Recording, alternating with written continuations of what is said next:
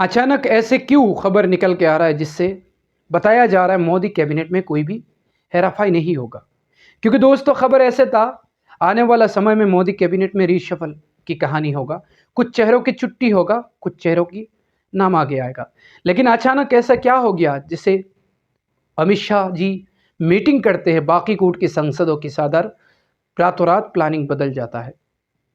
दोस्तों दरअसल मोदी कैबिनेट में कोई भी रीशफलिंग की कहानी नहीं होगा। हिंदुस्तान के अखबार में ये साफ साफ लिखा हुआ है।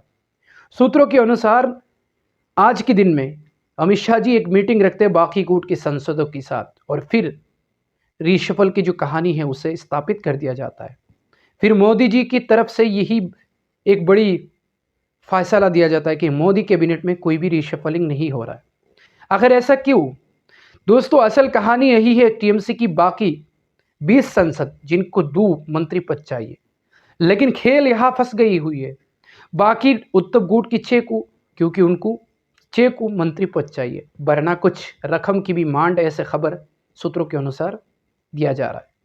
लेकिन दोस्तों उसके साथ साथ चंद्रबाबू नायडू और नीतीश जी, जिनके पास चंद्रबाबू नायडू के पास 14 सांसद होने के बाद 1 मंत्री पद लेके बैठे हुए, और दूसरी तरफ नीतीश कुमार जो बड़ी चेहरा बनने की सपने में थे, लेकिन रातों रात खबर ये निकल के आता है अचानक मोदी जी की खुद अपनी चेहरा लाना चाहते सामने। लेकिन अभी फिलहाल सूत्रों के अनुसार ये खबर है कि कोई भी मोदी कैबिनेट में हड़पई नहीं होगा, कोई भी हराफाई नहीं होगा, कोई भी उलट पलट नहीं होगा, क्योंकि अभी 360 के आंकड़ा को पार करना।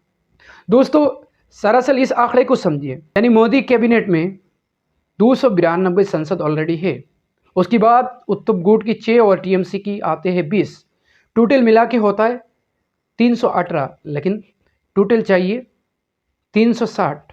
अभी भी 42 सांसदों की कमी है जिससे अभी भी पूरा नहीं किया गया है। उसी कोशिश में रीशफलिंग की कहानी को स्थापित कर दिया गया है। पहले 360 के आंकड़ा को पार किया जाएगा, उसके बाद दोबारा से आगे देखा जाएगा। दोस्तों मैं इसलिए कह रहा हूँ क्योंकि इन दिनों में आप लोगों ने देखे होंगे कैसे हर एक जगह पे कैसे कोशिश जारी रहा, यानी उत्तर प्रदेश से लेकर महाराष्ट्र से लेकर पश्चिम बंगाल तक, लेकिन हालांकि 360 अभी तक पार नहीं हुआ। क्या ये सपना रह जाएगा या वाकई उसे कबूल किया जाएगा? क्योंकि दोस्तों जिस तरह मोदी कैबिनेट में अभी रीशफलिंग होने वाला था, लेकिन अचानक उसे बंद इसलिए कर दिया गया क्योंकि कुछ चेहरा ऐसा है जो इंतज़ार कर रहा है, ऐसे कुछ हुआ तो हम खेल बदल देंगे।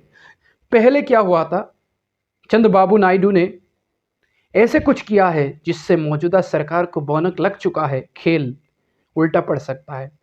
उसके बाद नीतीश कुमार अचानक किसी को बिना बता के चले गए हैं पटना और फिर अपने मंत्रियों के साथ मिलना, इससे मौजूदा सरकार को असर पड़ गया कि कुछ भी हो सकता है। इसलिए स्थापित किया गया कि अभी मौजूदा सरकार की कैबिनेट में कोई रीशफलिंग नहीं होगा, क्योंकि ऐसे कुछ नाम आ रहा था कि मोदी कैबिनेट में शिक्षा मंत्री की इस्तीफा होगा, यानी धर्मेंद्र प्रताप की इस्तीफा होगा, उसके साथ साथ निर्मला सीता की भी कुर्सी चेंज किया जा सकता था, उसके साथ साथ खुद चाणक्य डिप्टी पीएम की सपना देख रहे थे, और साथ में राजनाथ सिंह की भी कुर्सी हिल सकता था। काफ़ी ऐसे मंत्रियों की नाम था, लेकिन अचानक कुछ ऐसे हुआ है जिससे रीशफल की कहानी को रुकना पड़ा।